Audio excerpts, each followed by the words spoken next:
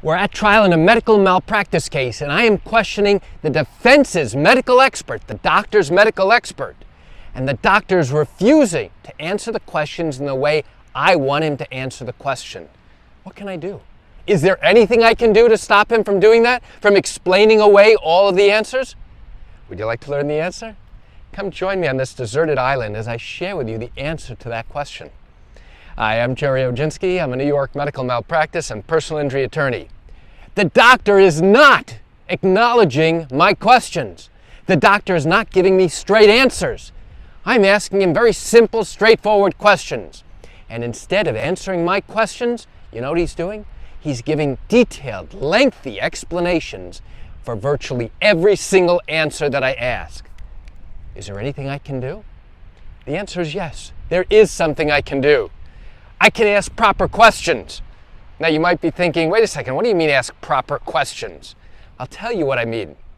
If the doctor is repeatedly giving explanations to each of my questions, it means I'm not asking the question properly.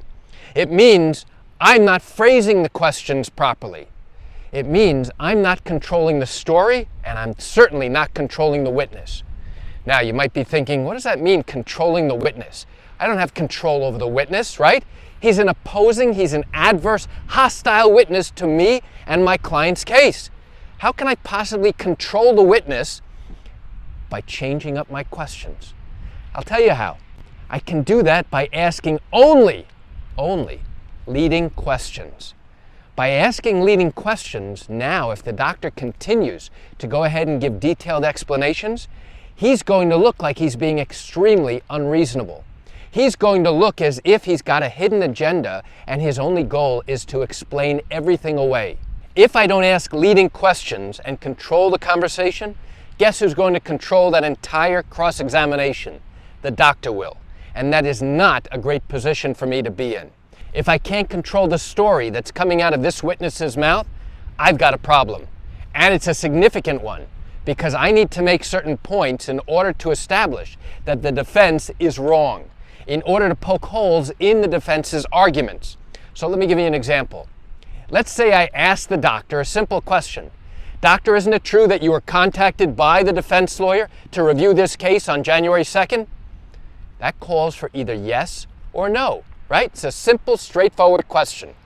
Instead of answering that question simply by saying, yes, that's true, the doctor turns around and says, well, you know, I review cases often for many different defense firms. I'm not sure exactly when it was that the attorney sent me these records. I know it was sometime before the new year, and then I got around to reviewing it after the new year. Whoa, wait a second. I didn't ask you any of that, doctor. I simply asked whether you began reviewing this or you were sent these records on January 2nd. It calls for either yes or no, or I don't know, or I can't answer the question in the way you phrased it. It's a simple, straightforward question. And now the doctor again proceeds to give me a lengthy, detailed explanation about something that I really didn't ask anything about. Doctor, would you agree that when you review these records, it's important to review all the necessary records? Yes, I would. And in this particular case, doctor, isn't it true that you only reviewed 3 records out of 7? Well, no, I wouldn't say that, because the attorney and I spoke and we did this, and then he sent me other records. He's going on and on and on. Can I go ahead and say, doctor, stop, that's not what I asked you? Well, I could try and do that, but then his lawyer is going to yell out, objection, judge. Let the doctor finish his answer. And the judge will allow the doctor to finish the answer. Why? Because I asked him the question, and I didn't ask it in a proper way that would limit his ability to answer only those questions. So if that keeps happening, there's a clear problem. It's a problem on my part mostly, because now I have not established control. I haven't shown the doctor that I only want him to answer questions a certain way. And the doctor knows from having testified before that if he tries to explain, he's going to look a bit sympathetic in front of the jury. And now if I keep trying to stop him from answering at length, now I look like the bad guy, and the doctor looks somewhat sympathetic. And the jury will begin to feel and become empathetic toward the doctor. And again, I lose credibility here. Why? I'm now asking the doctor to answer my simple question. He's going on at length explaining every single answer, and now I've totally lost all credibility and control of this conversation. So what alternative do I have in order to regain this control, in order to establish and to get the doctor to limit his answers? Well, one of the ways to do that, and I've seen it done many different ways, one of the ways to do that is to start off the questioning by saying to the doctor, "Doctor, I'm going to be asking you a series of questions that simply call for yes or no answers. If you can answer the question by either yes or no, do you promise to do that?" The doctor will likely say yes, of course. He doesn't want to look unreasonable in front of the jury. Okay? And doctor, if you are unable to answer my question yes or no, do you promise to tell me that? Yes, I do. Okay. And if you don't know the answer, doctor, do you promise to tell me that you don't know the answer without giving me any explanation whatsoever? Okay. Again, the doctor still wants to look reasonable, so he's going to go ahead usually and agree to that. And doctor, if you cannot answer my question because of the way I phrased my question, do you promise to simply tell me, "I'm sorry, Mr. Oginski, I can't answer the question the way you phrased it. Can you please ask it a different way?" And I will say, "Of course, yes." And now again, the doctor is going to likely agree because he still wants to appear reasonable. He and I are not fighting yet. We're just establishing the ground rules.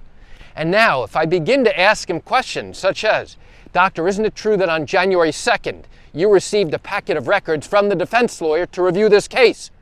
Yes or no?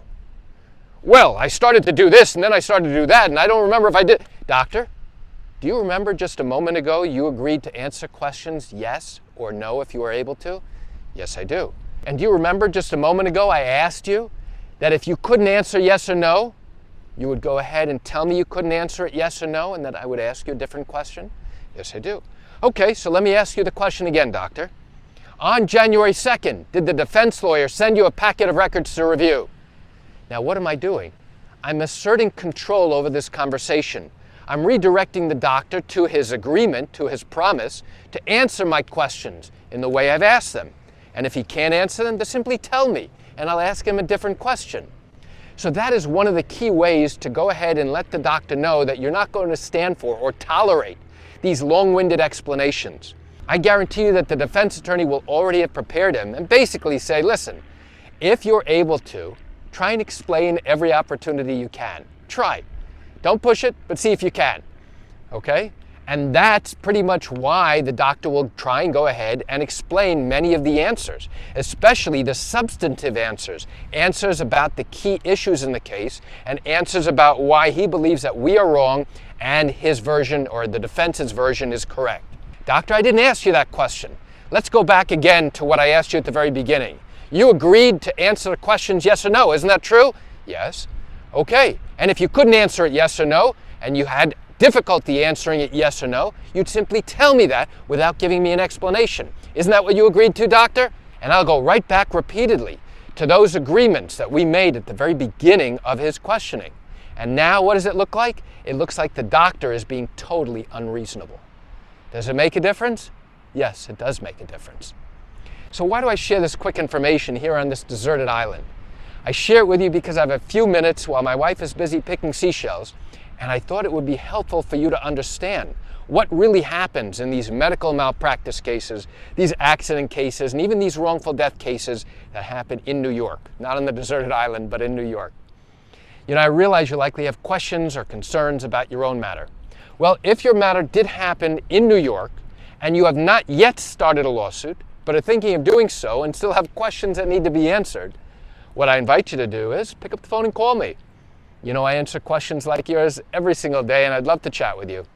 You can reach me at 516-487-8207 or by email at Gerry, Gerry, at Oginski-law.com. That's it for today's video. I'm Gerry Oginski. Have a fantastic day.